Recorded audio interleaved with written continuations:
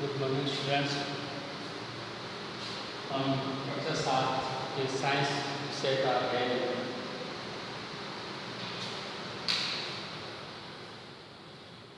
करेंगे।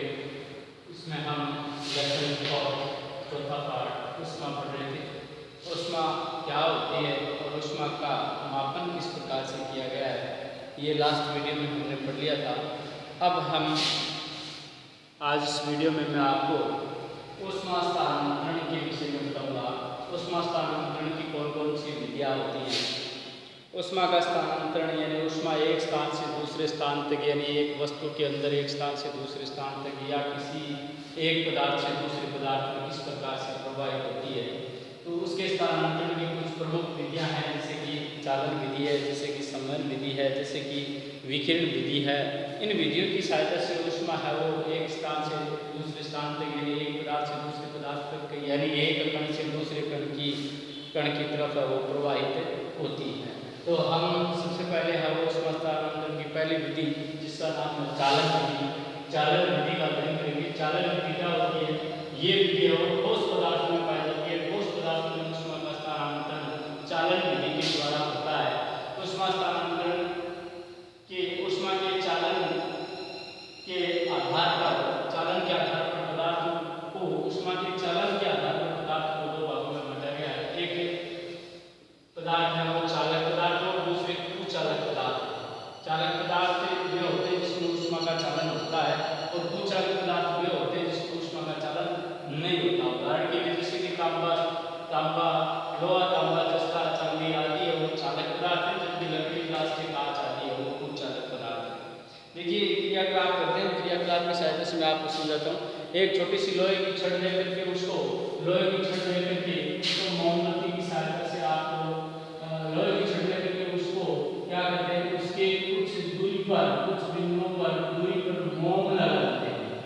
मोम लगा देते हैं। उसके बाद में उसको मोमबत्ती की सहायता से उस छड़ को आप एक छड़ के एक सिरे को आप यदि थोड़ा गर्म करोगे तो अब ये जो ठोस है लोहे की छड़, ठोस लोहे की छड़, इसके कण गर्म होने लगेंगे। पहले ये कण गर्म होंगे, उसके बाद ये, इसके बाद ये, इसके बाद ये, इसके बाद ये, आगे से आगे कण वो गर्म होते जाएंगे।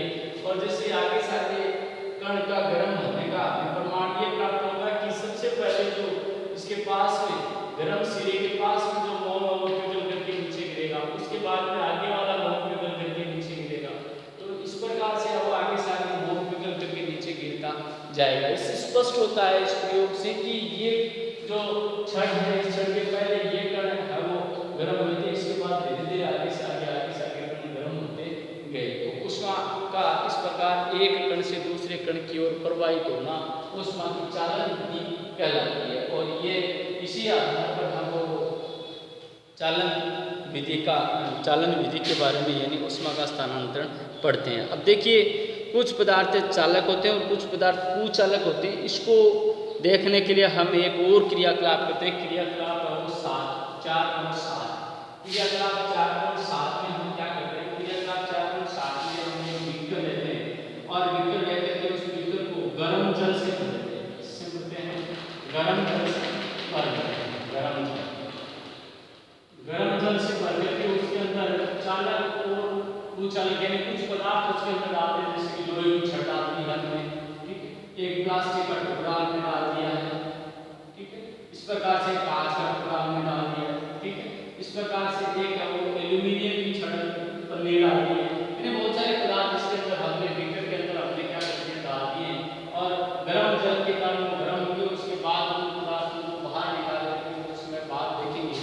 तो ये होगा कि जो ये जो छड़ है, लोहे की छड़, एल्यूमिनियम की पत्ती, ये है वो हमें ज़्यादा गर्म महसूस होगी, जबकि कांच और प्लास्टिक की जो पदार्थ हैं वो हमें कम गर्म महसूस होंगे। इससे स्पष्ट होता है कि इनके अंदर में ऊष्मा का चालन नहीं हुआ। यानी लकड़ी की बनी हुई वस्तु या प्लास्टिक की बनी हुई वस्तु या कांच की बनी हुई वस्तु में है वो क्या नहीं हुआ, ऊष्मा का चालन बहुत ही कम हुआ। जबकि लोहे और एल्यूमिनियम, तांबे, चांदी, सोना, इनकी बने हुए जो पदार्थ हैं उसमें ऊष्मा है वो जल्दी स्थानांतरित हुई है, इसलिए वो ज़्यादा गर्म हुए हैं। तो कुछ जो ऊष्मा के चालक पदार्थ हैं और ऊष्मा के कुचालक पदार्थ हैं उनको इस क्रियाकलाप की सहायता से हम स्पष्ट कर सकते हैं कि ये पदार्थ है वो क्या है, चालक है, और ये पदार्थ है वो ऊष्मा के क्या है, वो चालक है।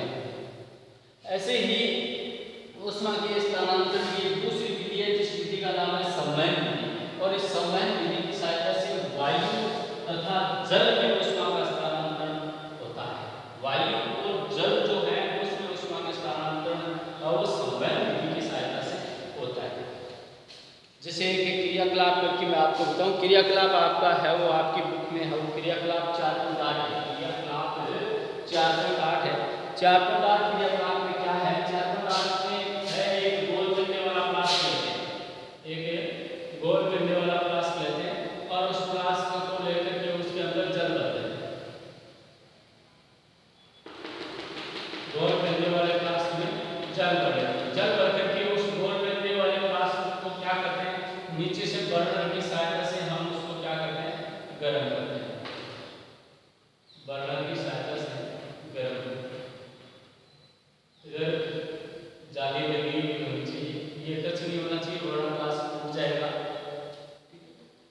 गर्म करते हैं तो ये जल क्या होगा, गर्म होगा, और ये जब जल गर्म होगा तो इसके अंदर से इस प्रकार के कण हमें ऊपर की ओर जाते हुए दिखाई देंगे। कण हमें ऊपर की ओर जाते हुए दिखाई देंगे। क्यों? क्योंकि जो गर्म कण है, गर्म जल है, उसके कण ऊपर की ओर जाएंगे, ठंडे जो जल के कण है वो नीचे आएंगे। इस प्रकार से इसमें कणों का संवहन होगा, यानी कण ठंडे वाले कण है वो ऊपर की नीचे की ओर जाएंगे और गर्म कण है वो ऊपर की ओर जाएंगे, यानी गर्म जल के कण है वो हल्के हो जाते हैं, इसलिए वो ऊपर की ओर चले जाते हैं, ठंडे कण वो भारी होकर इसलिए नीचे आ जाते हैं। तो इससे इस प्रकार से इस क्रियाकलाप 4.8 से स्पष्ट होता है कि जल और वायु के अंदर ऊष्मा का स्थानांतरण है वो संवहन विधि की सहायता से होता है। देखिए इसका एक मोस्टली उदाहरण आपकी बुक में दिया हुआ है, समुद्री समीर और थल समीर, दो शब्द हैं, एक समुद्री समीर और थल समीर, यानी तटीय क्षेत्र जो होते हैं वहाँ की ठंडी हवा का लुत्फ उठाने के लिए मनोरंजन के रूप में वो लोग वहाँ पर घूमने के लिए जाते हैं।